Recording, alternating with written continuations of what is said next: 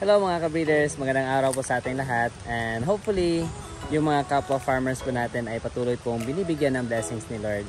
Ayan, so today it's a Sunday at nakagawian po natin na bisitahin natin yung mga baka natin every Sunday.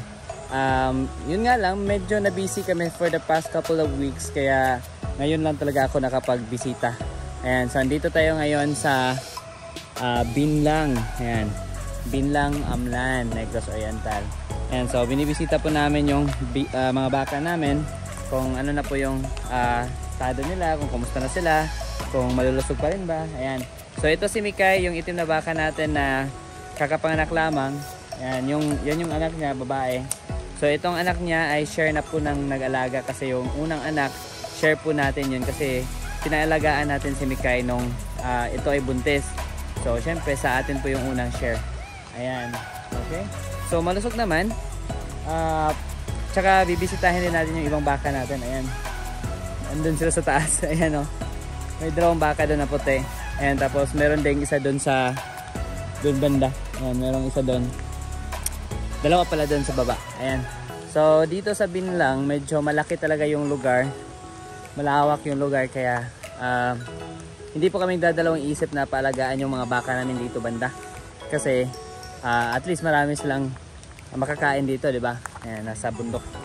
Ayan, medyo bundok na to eh. Ayan. So andito yung dalawang baka natin. Medyo maulan nga lang kasi may LPA kasi. So eto sila. Ayan. Yan yung dalawang baka natin. Puro po ito babae.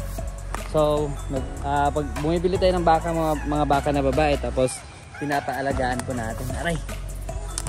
Ayan, o, diba?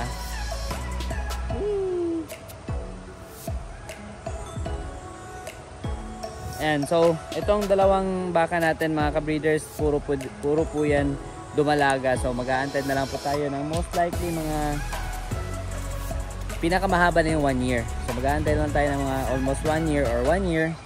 Ito ay pwede na nating ipa-artificial insemination kasi maglalandi na yan eh. Itong isa 1 year plus na po itong edad na to. Ito naman kaka 1 year lang.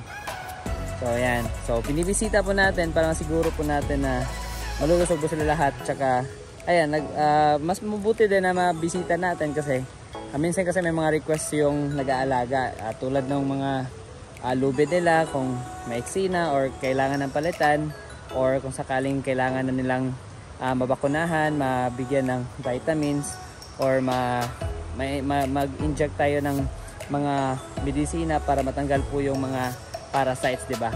So ayan, so mas mainam po talaga na bisitahin natin from time to time para alam po natin kung kumusta na yung mga alaga natin. Ayan po. So hopefully nag-enjoy po kayo sa video na to. Thank you so much. Goodbye and happy breeding.